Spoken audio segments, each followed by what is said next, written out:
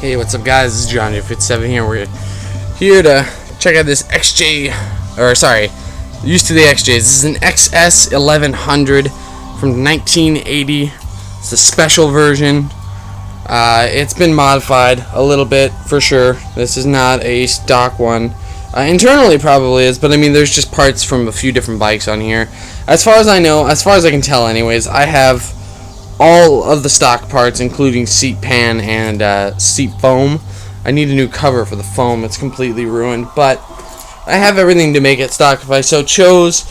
But I've decided I'm going to make it into a sportier looking XS1100.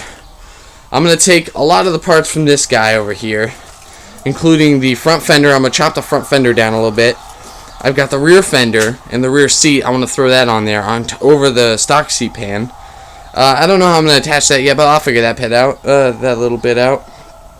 I'm going to replace the rear shocks with something a little bit higher, because I want to raise the rear end just a little bit, which should hopefully improve my handling a little bit. I'm only raising it by an inch before compression of the rear shocks is even taken into account. So we'll see how much it really raises it, but just a smidgen higher. That's all I'm looking for. And hopefully the new shocks will also improve handling just the way shocks do. Nice, not so spongy shocks always improve handling a little bit. I got to redo the front forks. I really want to swap out the whole front end with something newer. That would be ideal, but if we can't, we'll see what actually happens. It's not the worst handling, honestly. Out of all of the bikes I've ridden, this is the heaviest, and it's not the worst handling. When I first made my motorbike, I had a spring fork on there. I don't know what it was from, but it was horrible. It was absolutely horrible. It handled like a brick in the water. It was horrible. So I bought a center stand. Still need to find a spring for it. I'll probably just take one off of this. I bought the center stand. I threw it on this, propped it up. We needed to change out the oil to this this T4 Rotella. That's something we need to change it out to. I don't know what else to tell you. I gotta change the middle gear oil and the rear drive oil. Gotta change that out. I'm gonna rebuild the forks, change out the rear shocks, go over it all with a new paint job. I might throw the rear fender back on there, but I very much doubt it. I very much like the sporty look that I've got going on here, and I've still got the internal rear fender. I'll probably go with a smaller battery.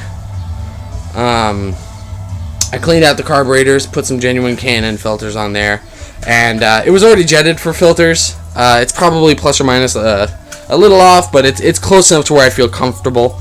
Also, I gotta change out the float valve, like the actual thing that the float actually pushes up on to stop flow. It works, it's smooth running, it's just missing a retainer pin that connects to the float that pulls it up and down.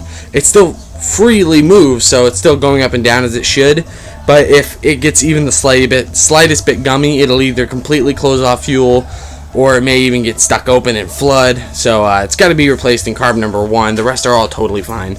I fixed the vacuum advance. The vacuum advance works perfect. All the electronics work.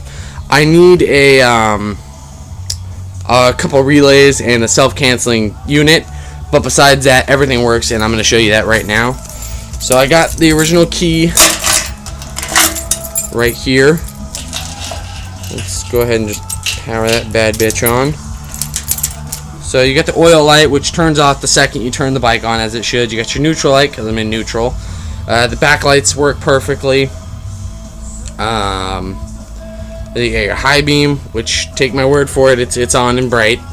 And the light works. The fuel gauge works. Turn signals work, so I'll show you that. There you go. It doesn't blink because I don't have a relay unit yet. So you press that in to cancel it. See, just press that in to cancel it. Go to right side. Works perfect. It sends power to the rear turn signals that I have on there, but I don't have any front signals yet. I do have them. I'm actually going to steal them off of this bike. This bike is my salvage bike. I've got the front fender to that bike as well. I've got a crack that I need to patch up there. Once I patch that up, I'll probably chop this up a little bit, have it professionally sandblasted again. That's what this is down to bare metal. They sandblast it. Looks great. And I'll throw that on this bike. I might have to sand and take a little metal off of the fender to make it fit in here, but it seems like it'll fit perfect. So yes, and just turn it on. I have no octopus valve. Whoop, almost fell. I have no octopus valve in here, so you just go ahead and throw that on reserve. It's got 2 petcocks, so you just throw them both on reserve. Got gas in the tank. Flip it on to run. I've already warmed it up because this is my first attempt at the video. But I've already warmed it up, so it should just fire right on.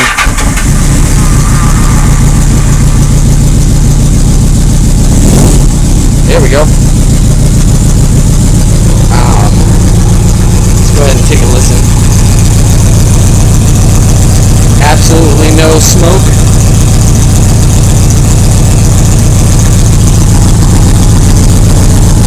I have the side covers as well. They're right there. I have to repaint them. I'm going to strip them down. This is your clutch cable. I haven't routed it yet. I want to get a new one before I start going into that. Idling at a perfect 1000, just as it should be. Well, I'll sit on the bike. And then I'll get my rest. So, the responsiveness is perfect.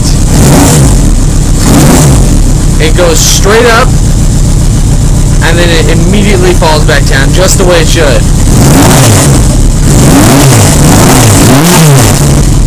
And it sounds mean. This 4-in-1 header is perfect. I gotta repaint it. No holes in it. I'm gonna change out the gaskets anyways, but it sounds perfect.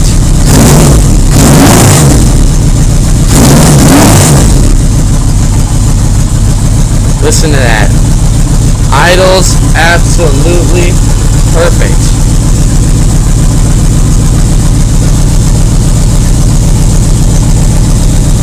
Oh yeah. Brakes work good.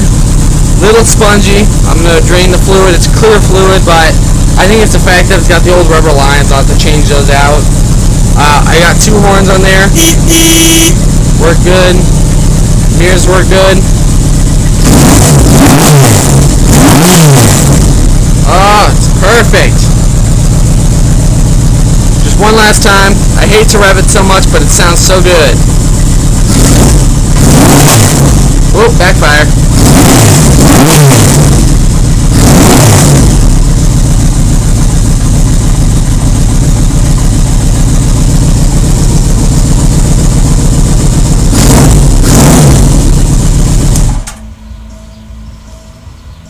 There we go, guys. That's my XJ, or my XS1100 right now.